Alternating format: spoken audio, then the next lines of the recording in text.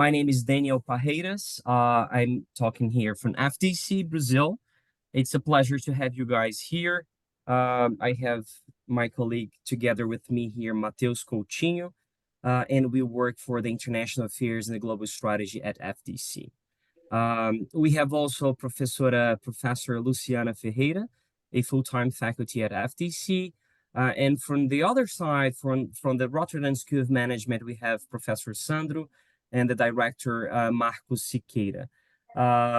Today, we're gonna go through the topic leadership.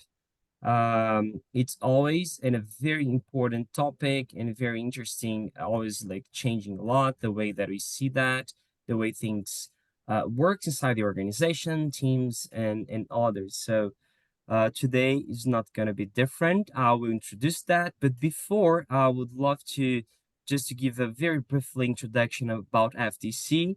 For those that doesn't know, FDC is a Brazilian business school.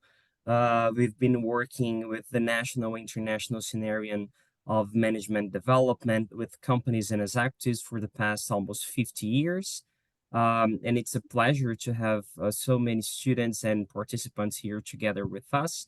We have a campus in Minas Gerais, Nova Lima, as you can see in my background. Everybody's invited to stop by if you get a chance. And also we have a campus in downtown Belo Horizonte and in São Paulo as well, and representatives all over Brazil. We are very happy with this global seminar because more and more FDC is being connected with international schools, just like Rotterdam School of Management and several other schools with many opportunities in terms of exchange.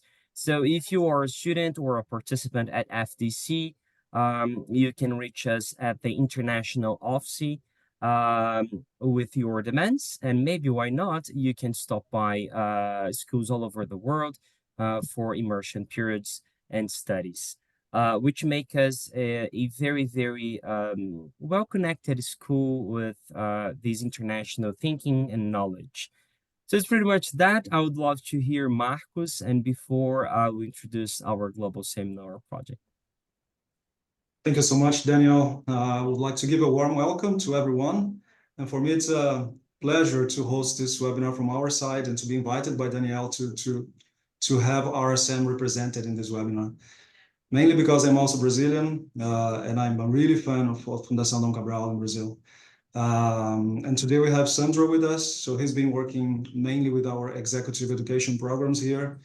And RSM is a school with 50 years old. We were born in university, but we were co-founded by Dutch multinationals, including Unilever, Shell, and other organizations based in the Netherlands, but with a global outreach. We also have our families of programs in MBAs, degree programs. We have most of our participants of programs are international, so about 50% of them come from other countries, both from degree programs and also the non-degree programs. Today we have more than 30 executive education programs, open enrollment programs, besides the customized education. So we also have international reach, and we are based in this very small country with lots of innovative mindsets. And we used to say that Rotterdam is basically what the city means to us.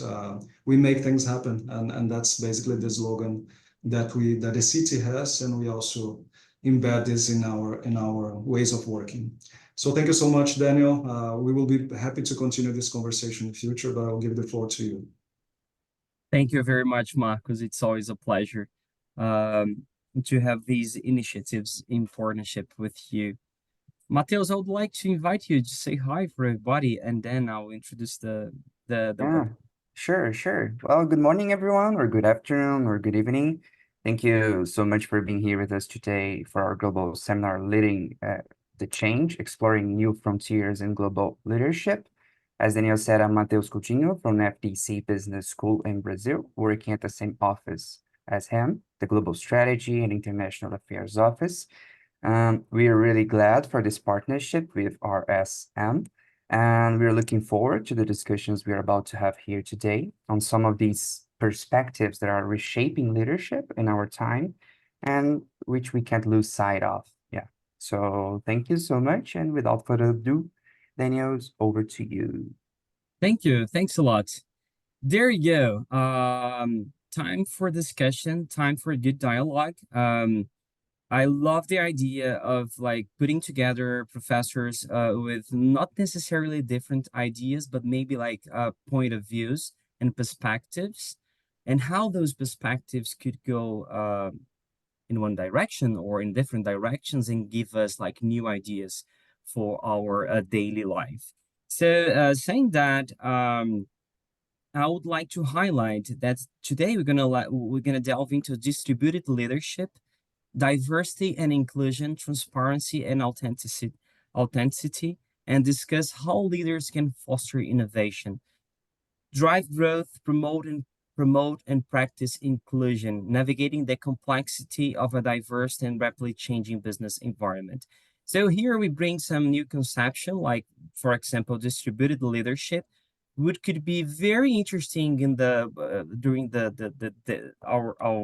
our new our contemporary times. Distributed leadership is a management approach that empowers individuals across an organization to take ownership of leadership responsibilities and share decision-making authority. And we know how that could be different depending on the culture, depending on the scenario, depending on the organization.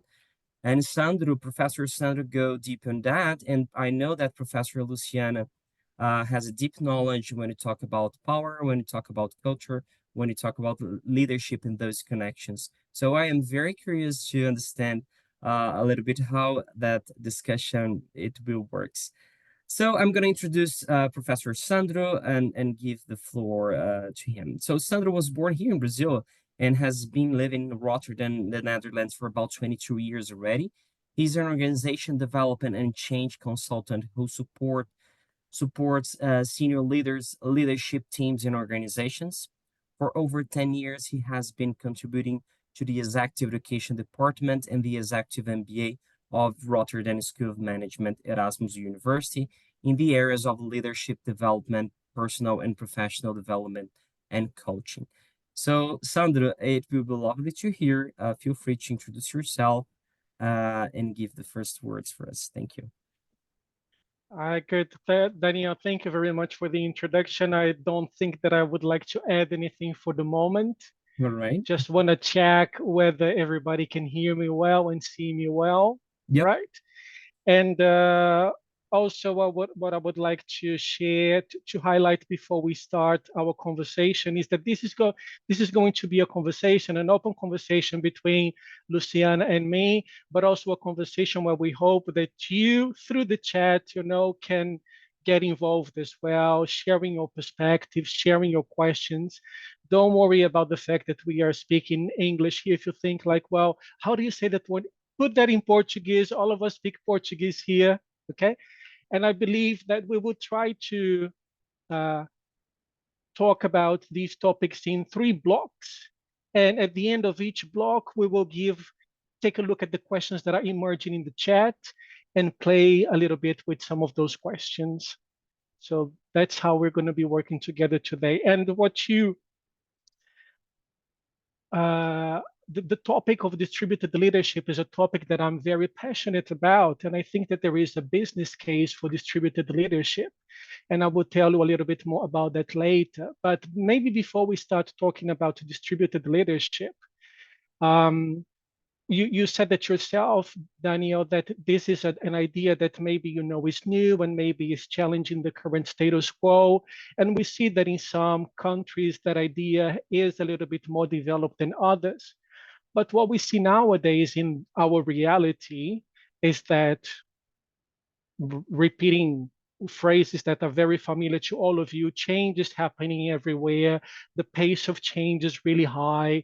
The reality out there, is really fierce, with competition, with all the instability that we have, political instability and everything. In some countries, it is very difficult. For example, here in the Netherlands, it's becoming more and more and more difficult to find talent and to find bright people that we can bring into our organization so they can help our organization thrive. So the idea of distributed leadership helps us tap into the huge amount of potential that we have in all of us. There is a historical reasons why this got a little bit complicated. We have to go back to 1911 when Taylor started trying to help us understand how to organize the chaos that emerges when we put people together in order to start producing things like cars and also other manufacturing products. And then we go to the 50s where we see, oh, so maybe, in order to organize it well, to organize that chaos, you have to plan things, you have to monitor things, you have to control people. And then in the 70s, at the end of the 70s, we started creating a narrative that split some concepts into two buckets. And I find that very interesting. One bucket is a bucket of things that sound a little bit boring nowadays, like controlling, planning, monitoring, budgeting. And there is another bucket of things that we do in organizations that sound a little bit sexier, like motivating, inspiring, guiding, mobilizing, innovating. And we called that boring bucket management that started in the 70s, and we called the other bucket leadership. And then we started developing a narrative in our organizations saying that everybody should be a leader and you shouldn't be a manager, creating what we say, creating a sort of a billion-dollar industry based on that idea that management is not good and only leadership is good. I don't think that idea, that split, helps us nowadays in 2024, right?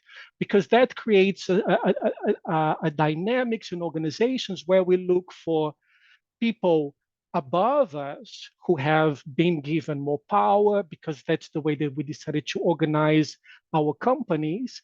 And we wait for them to make decisions. We wait for them to solve problems. When things go wrong, we hope that they will innovate. We hope that they will save us. So and that narrative does not help us because it's a disempowering narrative. What we are trying to do now, some scholars are trying to do now, and I've joined that movement, is to help everybody become aware in the organization that actually, number one, there is no difference between management and leadership.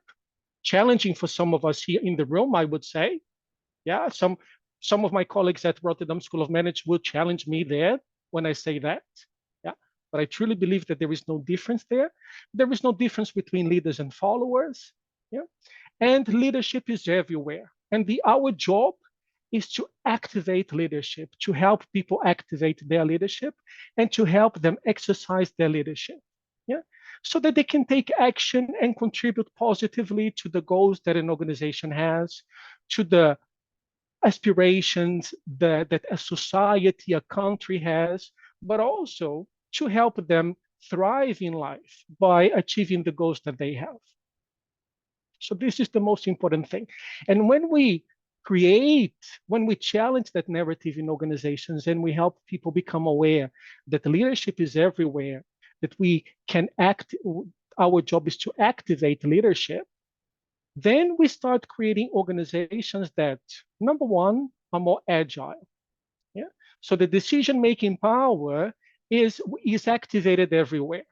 Yeah. So people at the front line, when they are faced with a challenge, when they are faced with a problem, they have the knowledge there. They've come from very good business schools like your business school, like the Rotterdam School of Management and other institutions. So there is a lot of potential and power there already.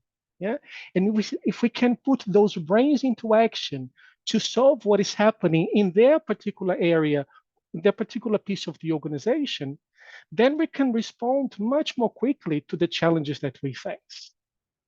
And it also helps us, I believe, become a more resilient organization. Because of all this instability around us, sometimes, we get a bump. For example, the most recent bump that I think we had was COVID. Yeah?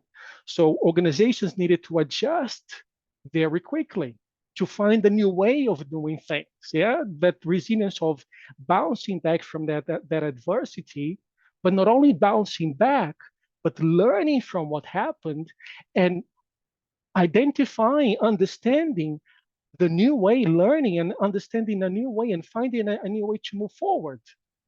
And you can only do that, I believe, if you truly believe that leadership is everywhere, and if you create a culture in your organization that distributes leadership and that taps into the potential that is everywhere in the organization. I'm saying a lot here, curious to hear what Luciana thinks about it, because I can go on and on and on and on.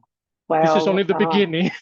If you're So- giving me just one quick comment, if you're giving me the opportunity, I have a lot to say. I must add. Danielle, do you want to say something? Yeah, I just want to be gentle and go for a very quick introduction of yourself because I didn't No, know you the don't have beginning. to. You don't have to. Don't worry. So, okay, all right. The floor is yours. Okay. Sandro, as we have been preparing to this seminar, I have been learning a lot from you and from your perspectives, and it's always intriguing me when I listen to you, because of course there is a lot that I agree, but there is also a couple of things that make me question.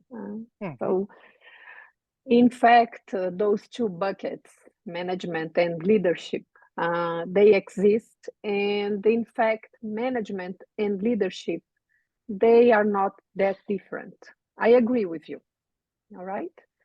But I'd like to say and to add and maybe ask to you, what do you think about the idea that there are expectations related to those roles, and they are really strong, and sometimes it's hard for us to manage those expectations. So I think this might be a challenge for those leaders that are in charge now. And in fact, leadership is distributed everywhere.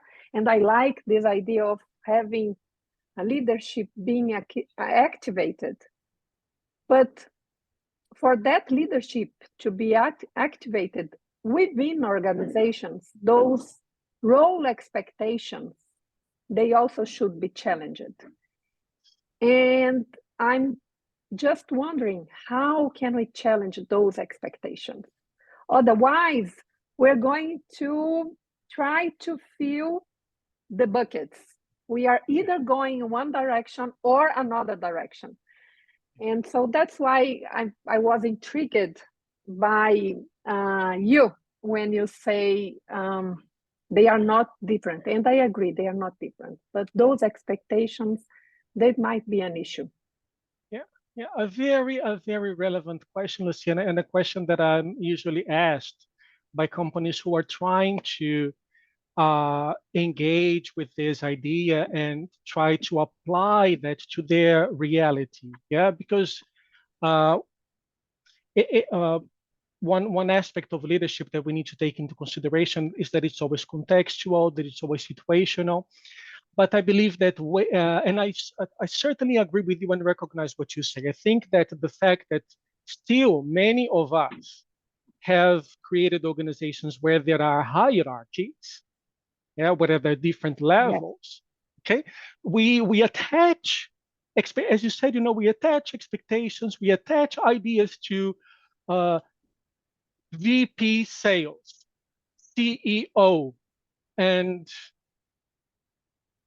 sometimes, we in our in the ideas that we create, we start believing that those people there at the top, for example, the CEO, that they have the power to make things happen. I talk to them and they say, Sandro, I can't do anything because the market, the shareholders, the regulation. Yeah. So where does it end? That is always my question. And I've seen that some organizations, what I would call more progressive organizations, what they have been trying to do is two things. Number one, change the nature of your job. If you are responsible for a team, if you have agreed that you will lead a team, a number of people, a business unit, yeah, the nature of your job needs to change, and you have to start interpreting, understanding that your job is to cultivate an environment, to create an environment and cultivate an environment where those bright people can thrive. Mm-hmm. Because sometimes, we have a colleague that we would say, oh, what a difficult colleague. But I believe that most of us get up in the morning, most of the days, to make beautiful things happen. Mm-hmm. Yeah. So our job as the person who has a label, sort of manager, leader, responsible for is to create that environment where people can thrive. That is number one. And second, when we start implementing change in organizations, either a change in strategy or a change in culture, where we normally get stuck is in the organizational structure. So we need to start challenging and choosing for more progressive, more fluid organizational structures. And there are some examples. Yeah, so but that would be another webinar. But Yeah. there are some organizations that are trying to look at the way that they organize themselves in a different way to make sure that people really feel and can really exercise their power. Because if you tell me, oh, I'll empower you, you can make decisions, you can make things happen, but every time that I want to make something happen, I need to ask for an approval. And you need to go to Danielle to ask for an approval, and Danielle needs to go to somebody else. Then we get stuck. Mm-hmm. Yeah? Yes. I must say, I'm sorry if I interrupted you, but I must say one of the antecedents of this idea of distributed leadership and this becoming more and more popular, especially among progressive organizations, is the fact that hierarchy is not the same anymore. It's flattened. You have more people that you have to manage, and those people, they have different expertises. So this is an additional challenge. Yeah. And we are probably facing maybe the limitations of our own ability to manage people without hierarchy. Yes. It has been a cushion. It has been there supporting us. But now we don't have that anymore. And now I have to make the decisions and engage people on those decisions. And this is now pressuring managers and leaders to develop additional skills to really manage. And those skills are related to distributed leadership because we're talking about different relationships, not based on some sort of coordination mechanism that is imposed by organization, but it's a coordination mechanism that's based on collaboration, and we have to build this relationship. Yeah. And I think when you talk about the environment, you're talking about those ties, those kind of relationships as well. Yeah, Luciana, excellent, because one of the scholars who inspire me a lot is Professor Ralph Stacey here in the UK, and he got a lot of inspiration from complexity theory, chaos theory, looks at organizations as complex responsive systems. And he says, like, control is for you to make you feel comfortable, manager, leader. Yeah, to give you, because if you really engage in the relationship, if you really jump into the swimming pool of what it means to exercise your leadership, it creates a lot of anxiety in you. Yeah. And I've seen that, for example, and I believe that you see that as well when you are in front of a classroom. 15 years ago, because I had read the book, because I had written the article, I had more power.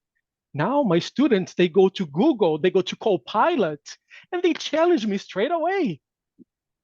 But Sandro, this and this. So I don't have that power anymore. Mhm. Yeah. And I need to start creating a new relationship with my students Mhm. so that we can learn with and from each other. And I look at leadership at almost the same way. And I like this idea of how we are shifting power. And this is important because we break this idea of having this illusion of control, because it was an illusion. We thought that because we had hierarchy, because we had a very well-designed structure, we had control over resources. And it was an illusion. It was an illusion because there are many instances when we have, for instance, I see this with students, as you were saying, well, we finished a meeting and everybody has a to-do list. And after 10 days, you ask, what about those tasks? What about that to-do list? And then there is always an excuse why it was not possible to really meet those expectations. And the to-do list is a different list, especially nowadays. So it was an illusion of control.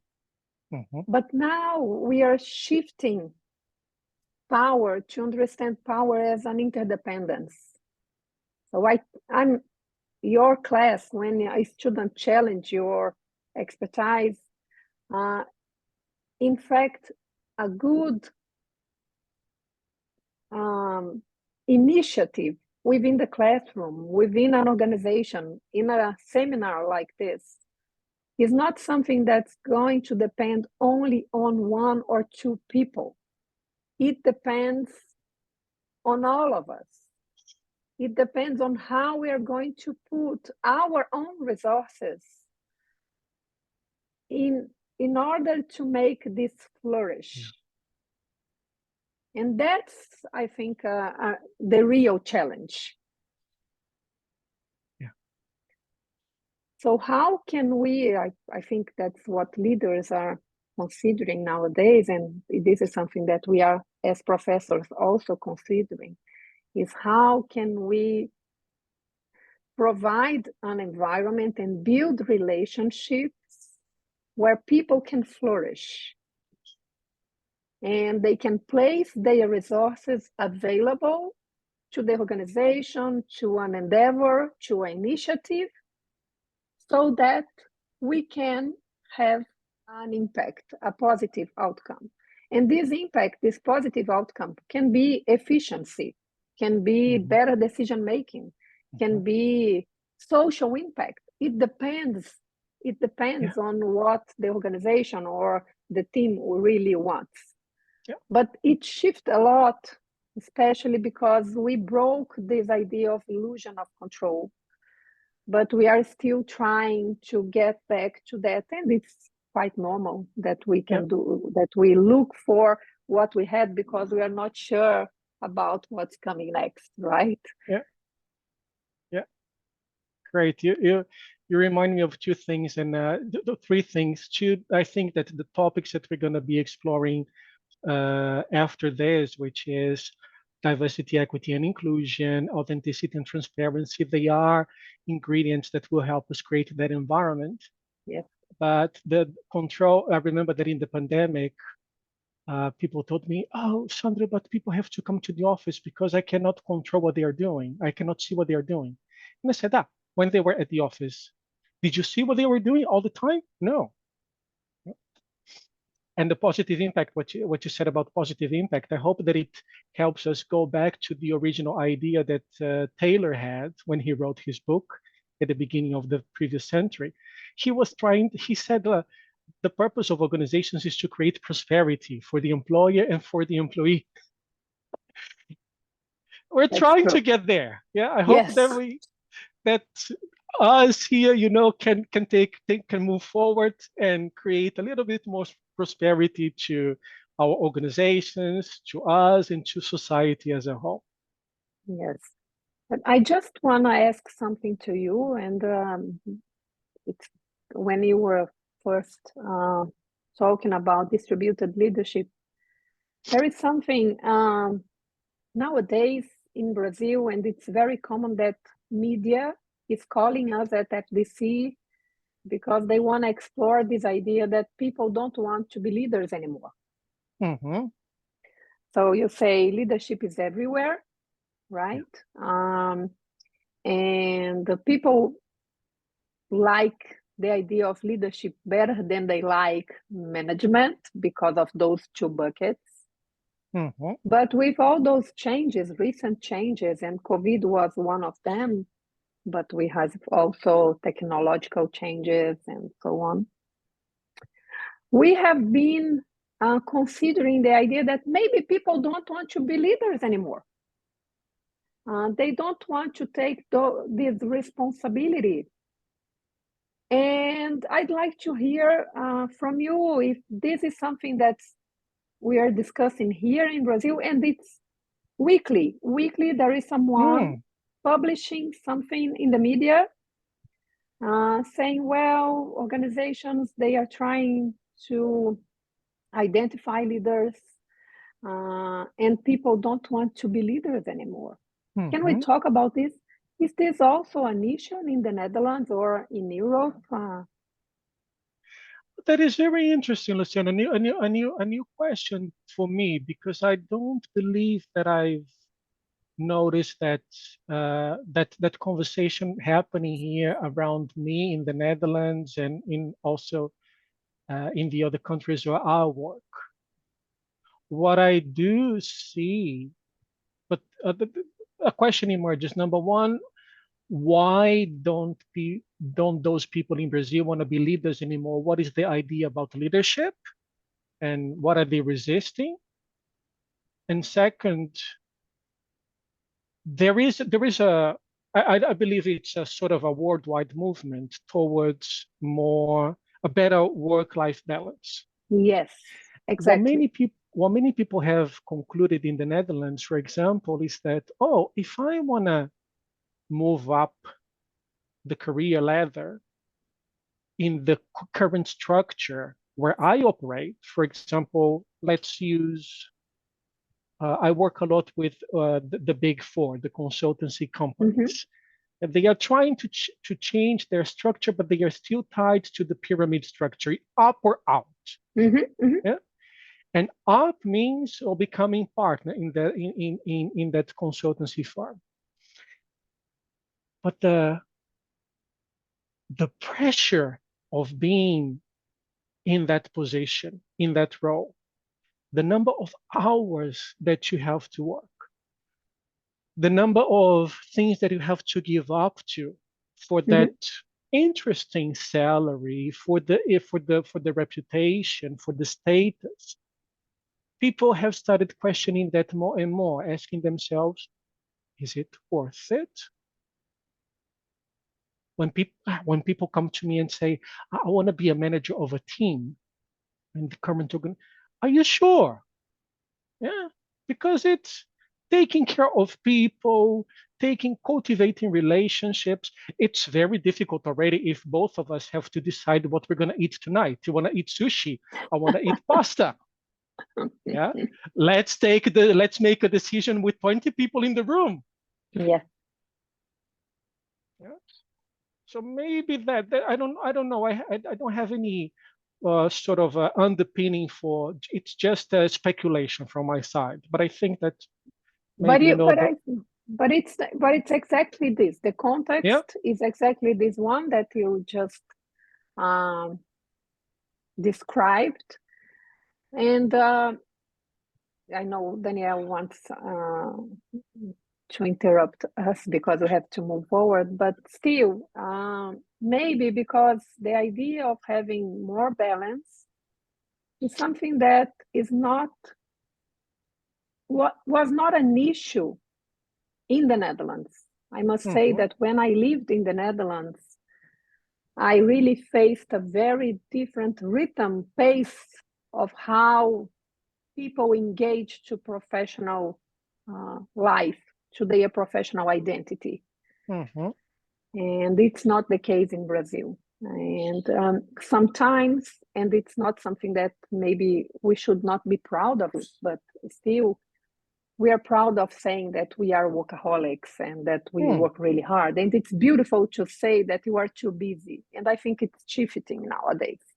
And maybe this movement that we are seeing is just when we say that people don't want to be leaders anymore. It's just a simplified way of saying people are questioning how they engage to managerial and leadership roles. I think that's why you did a very good job in describing the context, because this context might explain why we are simplifying this big question on how can we balance more and better our various identity and what we bring to the work, instead of saying people don't want to be leaders anymore. Yeah. Excellent.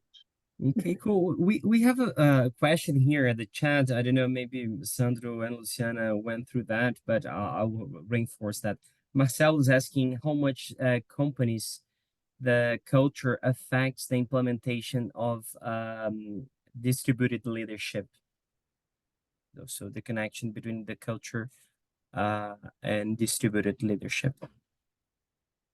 Very, very, very good question. You know why this is a good question? Luciano, you have to help me there. My paradigm is still, when it comes to this question, to the relationship between leadership, culture, is the old paradigm. I would say, well, we need to change leadership so that because they create the culture of the organization. Oh yeah. So any thoughts, Luciana? Yes, there is one thing, of course, they are intertwined, leadership and culture, and I can really see what you are describing as your paradigm, but I think it's our paradigm. That's how we learned this relationship between leadership and culture. But still, there is maybe one way to work on this relationship that's related to the role of HR within organizations. HR might be a very important part of this change in how can we implement distributed leadership and taking care of our organizational culture at the same time. Yeah. That's why I think maybe it might be related to HR and what can HR really do in terms of doing the implementation of this distributed leadership at the same time working at the organizational culture, developing, training, those skills that are needed. But it's really hard to do this. And this is what was a question from Marcelo. I think this is a very hard job to HR because it's not always the case that HR are really seeing the whole. It really depends on how HR is located within the organizational structure, but also in how they are linked and related to organizational strategy. And it's not all organizations that really have HR close to strategy. I don't know, Sandro, I think it is one. You remind me of an experience that I had with a client, and I think that offers some additional insights that support what you are saying, underpin what you're saying, and also help Marcelo, right, who asked the question, get some additional insights.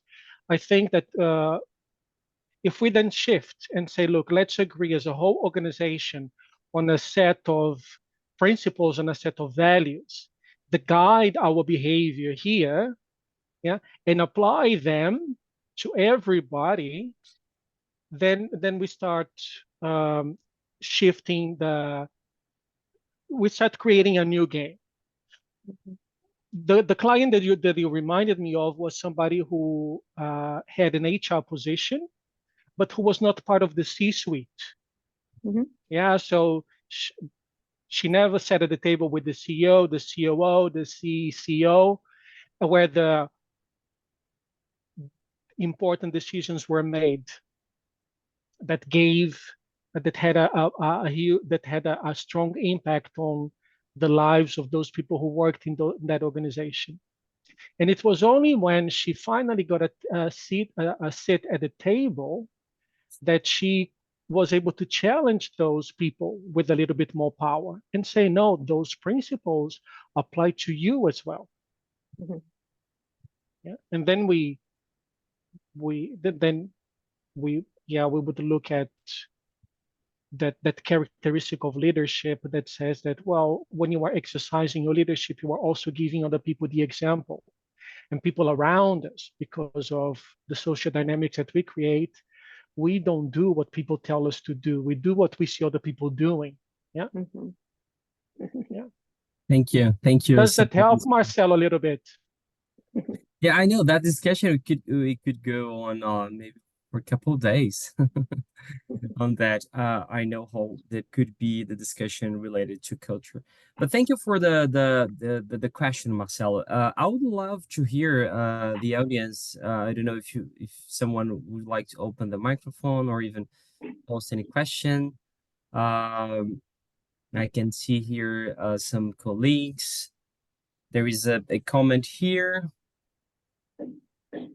It's a real comment. Let's go for that. Valdemir, looking at the two groups mentioned by Sandro, it begins to seem to me in Brazil that manufacturing multinationals are organizing themselves more in the sense of having managers following the directions of the headquarters, but in the recent past, they have thought maybe, to encourage local leadership. As for technology companies, the efforts in countries like Brazil are not very clear. How it works in Europe? Good question. Let's see, the first part, I recognize that. I work with some multinational organizations where they see like, well, the distance that we have created and trying to control everything from headquarters from Japan, for example, is very disempowering, and people in the regions, they don't feel engaged, they don't take action, they don't innovate.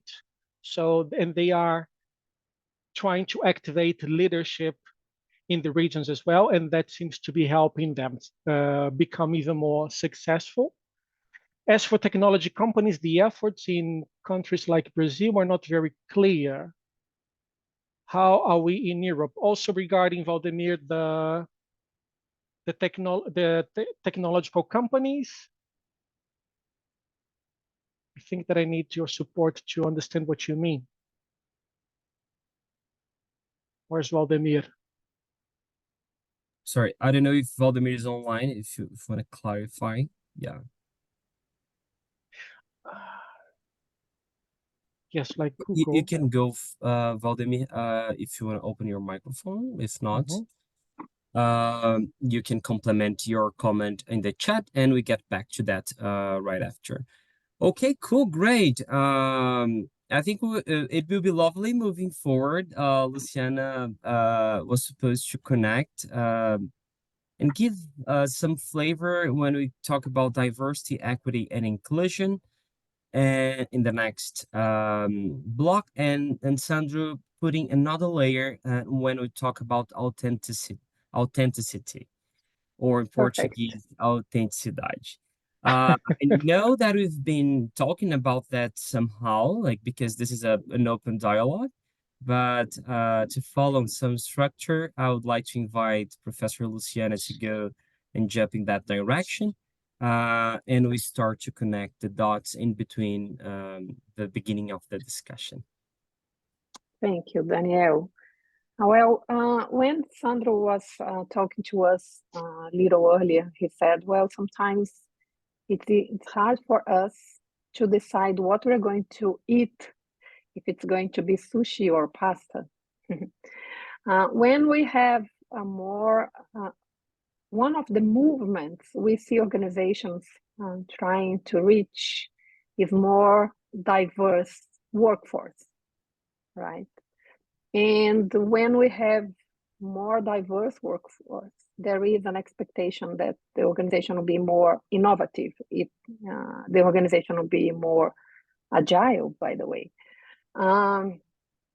But we have to think deeply about these expectations because, of course, there will be more of those issues if you're going to have pasta or if you're going to have sushi or if you're not eating at all, if it's going to be a burger. So it's hard. Are we going to innovate or are we going to continue doing what we're doing because we're doing it really, really well? And people are bringing very different perspectives. And of course, this movement of having more diverse organization is a nice to have movement. And it's something that organizations are mostly trying to reach with this idea that it's either a nice thing to have or it's because it's good for business. Sometimes they try to combine those two justifications to explain why they are engaging in diversity policies and practices in their organization. But there are many important aspects that we need to tap into if we were really willing to have a positive outcome. It can be a positive outcome for the organization, but also to the individuals that are within that organization. There are many things that we have to do to really see those results. And nowadays, it strikes me, Sandro, because we see in Brazil a few, not many, but a few organizations coming back. They are saying, well, diversity doesn't really work. Diversity is not that good for business. And maybe it's a nice thing to have, but still we don't see results. So there is a backlash. We have been seeing this in a few organizations, and I think it's not only in Brazil, we see this in the United States as well, right? Yeah. So people are questioning the legitimacy of diversity initiatives. And I think it's always good to have critical thinking. So it's a nice thing to have and to question things. But in terms of diversity, I think we are challenging diversity efforts too soon, especially because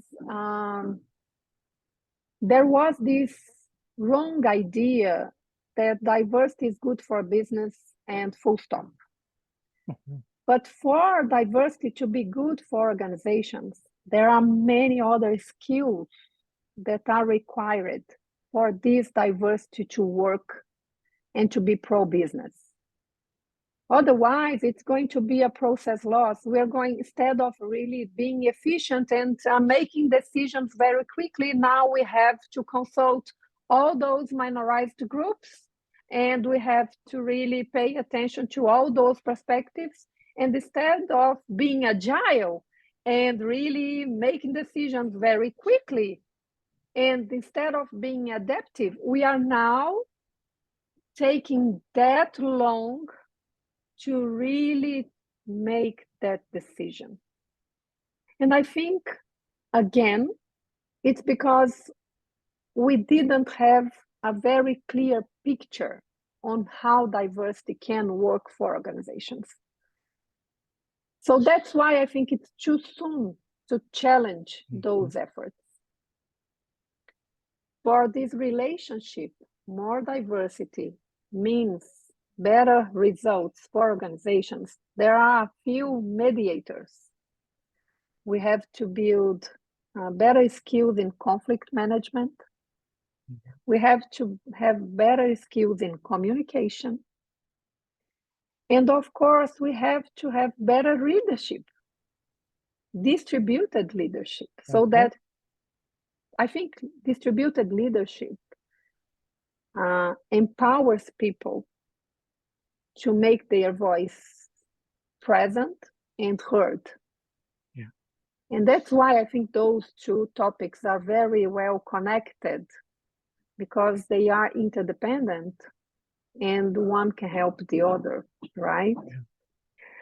So nowadays, another thing that's worrying me as someone who is studying diversity issues for quite some time, it's not only this backlash and this questioning of legitimacy of diversity initiatives, it's also this narrative saying that diversity is not good because it hurts meritocracy principles. This is also something that we are hearing a lot in Brazil. It conflicts with meritocracy, and that's why it's not possible to have diversity. We either have meritocratic organization, or we have diverse organizations. And this is really a very simplistic and almost naive way of seeing diversity efforts and also seeing meritocracy. Of course, there might be a paradox in there, but we have to challenge not diversity efforts, we have to challenge our idea of meritocracy. But we are departing from this place saying, well, meritocracy is okay. But we know it's not okay, especially when we talk about organizations that are in countries like Brazil that is marked by inequality. This is a big issue, and organizations are in this context. And if there is inequality, meritocracy must be challenged. It's not diversity that must be challenged. But I think this might be different in the Netherlands because inequality is not an issue in the Netherlands. So this is also something that maybe is different from the context where you are and the context where we are. Yeah. And one final comment, because I'm just bringing those polemic, contested issues so that we can learn from the experience of one another. In the classroom, nowadays, when we talk about diversity, we don't see people that worried about race. We don't see people really worried about gender issues, LGBTQ and AP+. We don't see that worry. We have been seeing is a worry about generation issues. This is probably the most frequent topic, and it's not a topic that is invasive in the classroom where we are discussing diversity issues. Even when we talk about leadership, organizational change, when we talk about organizational culture, in the classroom, this is a big topic. Generational issues in the workplace. This is something that we want to learn. We are not that worried about race. We are not that worried about gender. So I think these three topics, the legitimacy issues, the meritocracy, and also the idea of generations are the three main challenges we're facing in Brazil when we talk about diversity issues. Is it the same in the Netherlands? Or what's going on in the Netherlands? What's your take on that? What's your view on that? Excellent. Really, really, really interesting to hear this perspective, Luciana, that you are sharing. It makes me feel like, oh, I want to learn more. I want to, because this is something new to me. I believe that the narrative, the narrative here at the moment in the Netherlands, in Europe, about diversity, equity, and inclusion is that, well, that terminology has become a common word in the vocabulary of people in organizations, people on the streets, and there is the one force behind diversity, equity, and inclusion is the more ideological, ethical, aspirational idea of creating a society where everybody can take part, everybody feels welcome, everybody can contribute. And in organizations, there is a lot of material, but maybe because we are here focusing more on that, a lot of material that underpins the business case for diversity, equity, and inclusion. Yeah, our decision making will be better. We will be more profitable, and people will feel safer in the organization, more engaged, more empowered. So there are a lot of pluses in diversity, equity, and inclusion. I truly, truly, truly recognize what you said, that maybe the problem is not diversity, but when implementing diversity, where do we fail? I think that we fail in providing the skills, giving people the skills to be able to tap into the diversity. We saw that here in the Netherlands, with self-organizing teams. Many organizations here, pretty much influenced by work that McKinsey had done here with a large bank in the Netherlands, started implementing self-organizing teams without giving people the skills and the knowledge to operate in self-organizing teams. Drama. Oh, let's go back to the original structure where we had a manager who was responsible for us, who made all the decisions. Yeah? Because people just didn't know how to engage with each other, how to make decisions when in that new context. So I think that maybe, we could promote more diversity in organizations where that is a challenge by helping them making decisions. Group decision making is already something difficult, yeah, and group decision making where you respect and want to listen to all different perspectives in the room is going to be even more complex. Yeah, but we know that as academics, we know that there are methodologies that help people make decisions in groups. Yeah? And this is where I see that organizations usually lack. Helping organizations understand bias and how biases can hijack our decision making, yeah?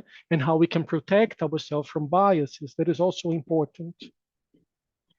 And creating also enough psychological safety so that people feel comfortable enough and safe enough to voice their opinion, to take to exercise their leadership.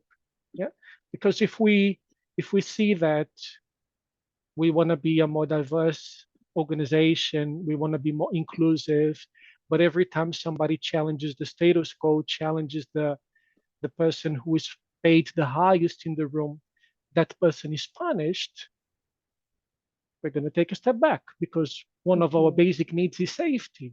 Yeah. So we need to pay attention to that. Inequality, what you said, well, that is certainly something that we don't see. There is a certain level of inequality, but certainly compared to Brazil, I think that there's a big difference when we compare Northern European countries to Latin American countries or African countries, even the United States, for example.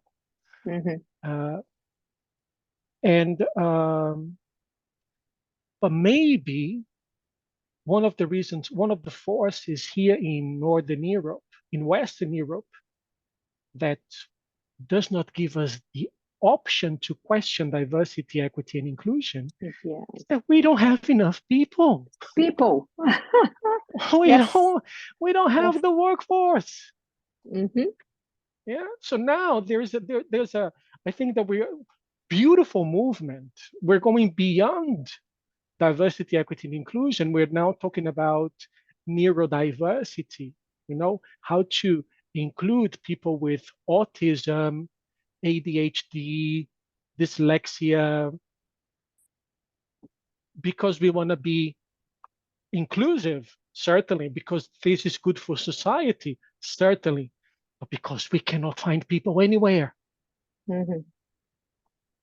Yeah, so all those bright brains, for example, of people who suffer from autism, bright, very intelligent, let's get them into our technological companies here, into ASML.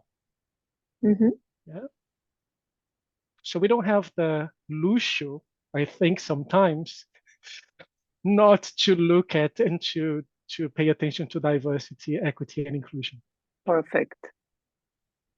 That's brilliant, Sandro, Yeah. because I think just one quick comment on that. Of course, we are a country that is abundant in people, right? And sometimes we have this shortage of seeing that being abundant in people doesn't mean that we are going to have the talent that we need in the moment that we need those talents. Yeah. And maybe you are losing sight of this. Of course, there are many companies, and we have important and beautiful initiatives of certain companies that are now trying to see that not only diversity, but also investing in youth employment might really help in this talent shortage that we are going to face very, very soon. It's becoming more clear now. But this is an issue for you in Western Europe that's already there for quite some time.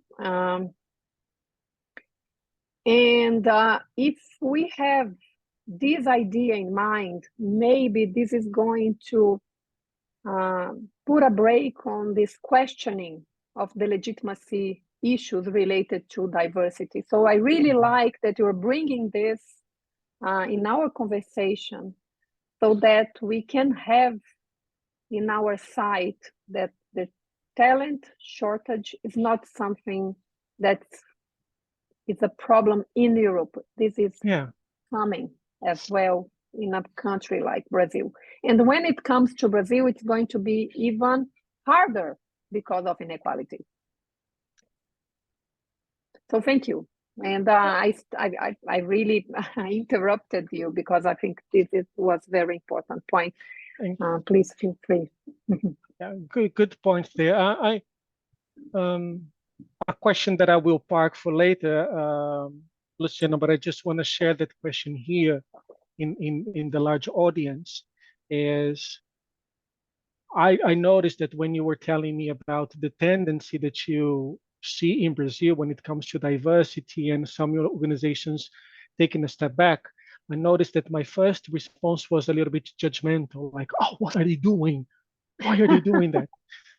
But the question that I want to explore with you later after the webinar is, what can we learn from those organizations who tried but have decided to take a step back? I think there's something to learn there.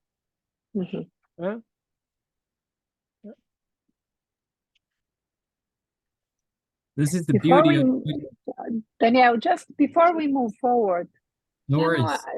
Maybe I'm asking too much, but still, Sandro, there is one additional topic that I mentioned, and I'd like to hear from you, especially because I think this might be a pressing issue for some that are here in our audience. That's generation issues, because of course in Europe became older earlier than us in Brazil. Yeah. So this idea of having 3 or 4 generations in the workforce, it's something that's recent to Brazil, but it's not recent in the Netherlands. So do you have any comment, suggestion related to those generational issues in the workplace? that might help us in guiding managers and leaders on how to deal and manage.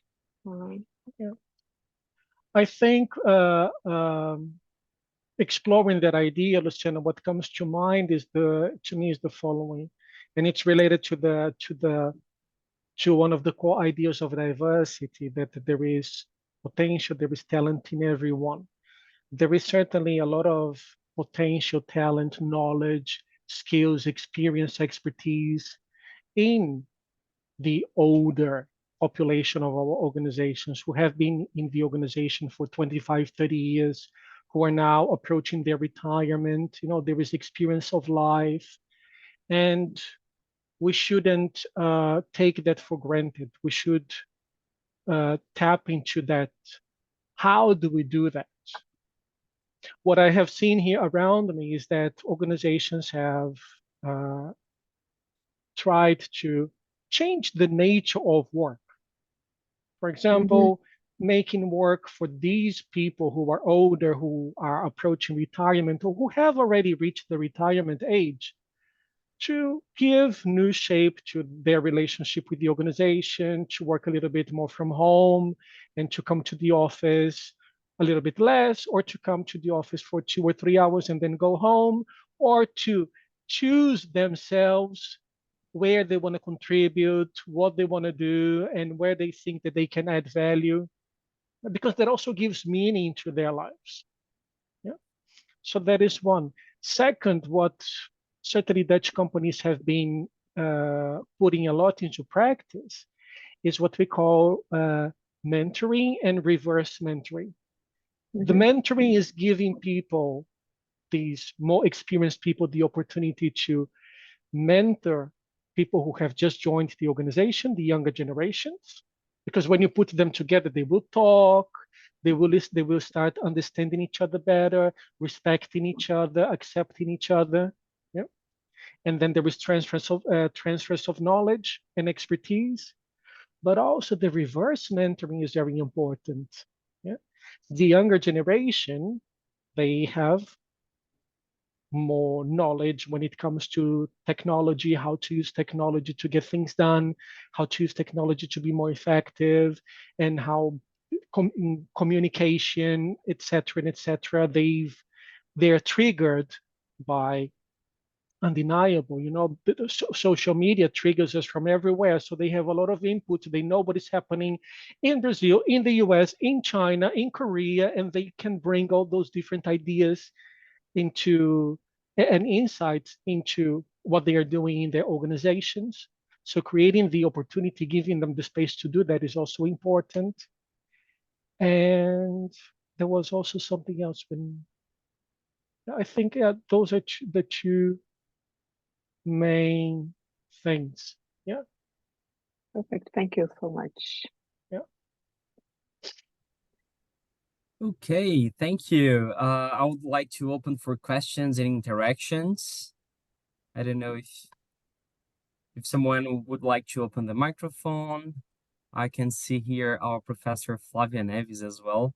That is always like going through this topic, leadership. I don't know if you have any question. It was a kind invitation for question, Flavia. Okay, no, because I have a question here. Talking about this lack of skilled people for our companies here in Brazil or even in other countries, how do you two think companies should, especially in Brazil, right? Because unfortunately, we don't have a good educational system, the basic one or the middle school, whatever. So what is the role of the companies? Are the companies going to be educational institutions? Do they have to be? How do you see this in the, I cannot say in the future because it's the present now, what the companies should do to face this lack of skilled people?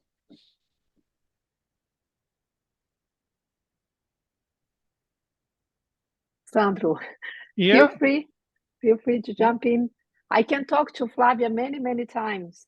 I must say that we should have invited Flavia to join us in the seminar because she's an expert in all the topics that we are talking here, okay?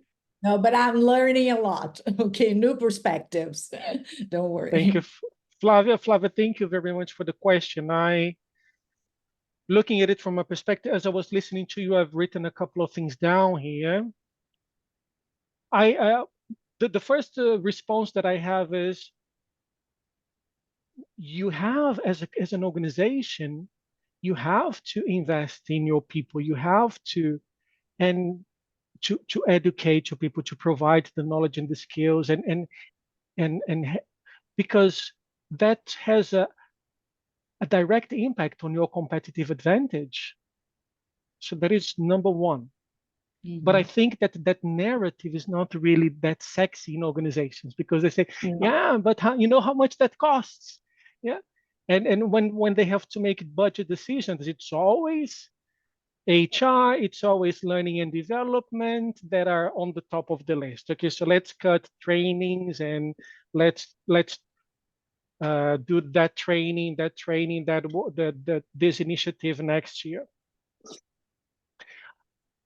Well, I don't know if this is a common practice in Brazil, but we see that a lot here in the Netherlands. Many organizations, they create their own academy, they create their own university. Yeah, because I believe that the organization itself is in a better position to say what it needs. And certainly when organizations are supported by bright people like Danielle here, Marcus, and you from business schools, who can engage in a conversation with them and help them understand even better what they need. I think it's a matter of survival. I think if you expect the relationship between educational institutions here in the Netherlands, for example, and the government, educational institutions and organizations is a very healthy relationship. There is a lot of dialogue. They're always the government is always trying to understand, okay, what is happening in schools, and what do organizations seem to need, what kind of skills and knowledge organizations seem to need at the moment. So now what we are seeing in the Netherlands is that we have come to the conclusion that we have too many managers. The people have been people are very highly educated. Yeah, we need people who can do technical things. We need people who can work in manufacturing, who can use their hands and who can create and fix machines. We are in the energy transition here. So we have all these solar panels that we want to install, but where's the workforce to install them? Yeah. And we have all these managers here in the Netherlands, managing managers. So we have, some organizations manager and another layer of manager and another layer of manager. So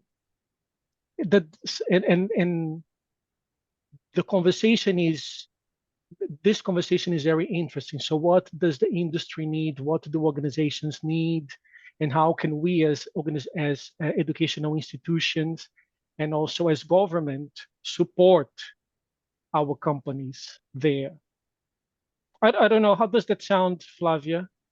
No, I understood, and I think you got to a point that how the government supports you. I think this is one of the issues we face here in Brazil is our continuous political and economic instability forces the companies to provide certain services that the government should have provided well, but then the companies and the employees, they require from the companies this kind of services.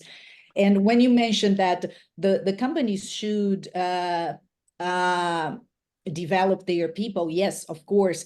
But what I've seen here, and we have many examples and good examples, that companies, they do support schools for basic education, elementary school, middle school, because maybe in the future, those children may want to work for them.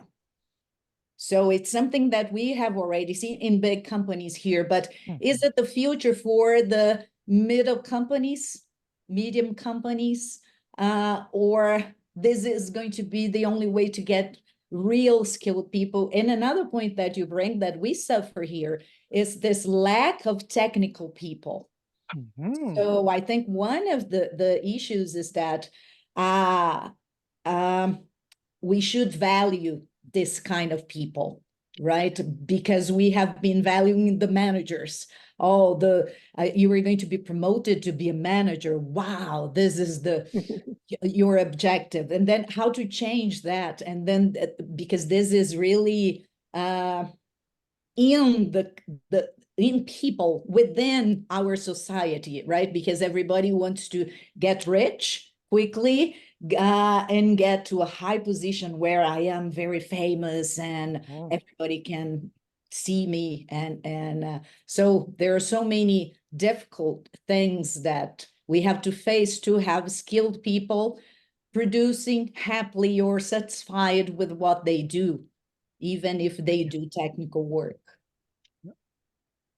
That's great. It's good to hear Flavia's bringing this in this broader audience. Flavia and I, we are working on an initiative where we are trying to find a sweet spot where we can have an initiative that's driven by organizations with support from the government, because there is a law that provides the framework, the institutional framework for the initiative, but then we have FDC as a partner to speed up the development of those talents. Let's see if this is going to work. It's a beautiful initiative, but it involves many stakeholders to really make this work. And if you, Luciana, I think it's a beautiful initiative because the development we are trying to do with this young people, young workforce, is not only the technical part, but it's to improve their leadership. According to the meaning that Sandro brought, that leadership is everywhere. The leadership to make decisions, to ask questions, to say, I'm good at that, I want to go to this place or this area of the company. And I think this is one way, right? To maybe in the future, this spreads out. And the organization responsible for the technical part, and we support in developing the non-cognitive skills that will support the leadership part. Let's see if it's going to work. and part of their development is not only the courses, the classes, etc., but mentoring. Mentoring, yes. But they are direct leaders. So we are also preparing these mentors, because they have to know what leadership is. I think if I could take a guess, just to reinforce what you said, Flavia, thank you for bringing that perspective. If I can take a guess at how organizations are developing and what the future might look like, I think that leadership within the personal context, as you said, like me making decisions, me using my critical thinking, me making choices that help me collaborate with other people better, that is going to become more and more and more important. There is a lot of work that we can do and will do in that area. Okay, thank you. I would like to bring something here, because this is a topic that is close to my heart as well, Flavia, Luciana, so congratulations in advance for the work that you're doing there. I think there are plenty of initiatives in Brazil that tries to connect the public, let's say, domain of public administration education and private companies. If you see the foundations like Itaú, there are many. I will forget because I used to have some. Unibanco as well. Unibanco, yeah. Mhm. And I think the tricky thing is always to manage stakeholders because you have many interests behind this. So I had a really good experience back then in one of our organizations, and I could meet many inspirational people working in this domain. So I think the secret is as in any transformation that you want to provide and to promote in a company, you need to orchestrate the people around you and have an appealing story and a promise. And I think Brazil needs it. We really need it. I'm happy to know that Dom Cabral is having this initiative. So it's really beautiful. So good luck. Thank If you. we can be of any help, let us know. For Yeah, sure. that could be great. We can join forces for that, definitely. Yeah. That All would be a right. dream. We are almost at the end. We have 5 minutes for wrap up here. A lot of ideas, a lot of reflections. So I would love to hear maybe like some words from each professor or even from the audience, because we are almost at the end here. If you don't mind, I would like to make a question, Of if course. that's possible. Yes, go I'm ahead. totally breaking the moment, sorry. No No, worries. Bruna, we would be pleased with your question. Thank you. So I'm Brazilian. I live abroad for 6 years. I lived in the Netherlands for a year. Now I'm living in Valencia, working with HR, coaching, recruitment for 10 years. And then, Sandro, I have a question for you, because most of my clients, they are based in other countries. Few of them are in the Netherlands. And then I'm curious to hear, how do you approach the distributed leadership there in a context where leaders, they tend to be less hierarchical? How does that come out on from your perspective and the conversations that you have been having? Mhm. Do you mean, thank you for the question, Bruno. Do you mean in the context where the leadership is already less hierarchical? Yes, yes, Yeah. yes. Yeah. I think that the distributed leadership there is the natural next step. It's easier to engage in conversations about it. It's an idea that speaks to people in those organizations because they are more used to flatter organizational structures where and they are already more aware of the importance of collaboration, the need to cultivate good relationships with people, and the quality of, they know that the quality of their relationship will have an impact on the quality of their collaboration, and the quality of the collaboration will have an impact on the quality of the results of the organization. They don't feel that much attached to those ideas of power. The challenge sometimes is that those people, they struggle in finding meaning in their work, because a lot of the meaning that we have given up until now to our work seems to have been attached to moving up. But when I don't have the power, when I don't have that label, when my organization is flat, how do I grow? And then you need to start helping people understand that they will not grow vertically anymore, but there is a lot of opportunity to grow horizontally. Yeah. So that is one. Harvard has an interesting perspective there. They published an article maybe 2 or 3 years ago, inviting people to create career portfolios, for example, yeah, which promote this horizontal development. In countries where dynamics is more hierarchical. For example, when I work with people from China, then those ideas are challenged straight away. Yeah, because to them it's really, and it's, then I want to respect the diversity. Yeah, I want to respect who they are as a culture, but it's because they really don't think like, no, distributed leadership. No, you just tell me what to do, because when you don't tell me what to do, I feel unsafe. Yeah, but that's a nice challenge to work on, to work through. How does that sound, Bruna? It sounds very interesting. I was thinking of an executive who's my client, and he's English, working in a very traditional company, but he lives in Dubai. So there's a lot of cultural influences there. And I started working the distributed leadership with him and explaining, and he was like, "Oh, this sounds very weird for me." Wait a second.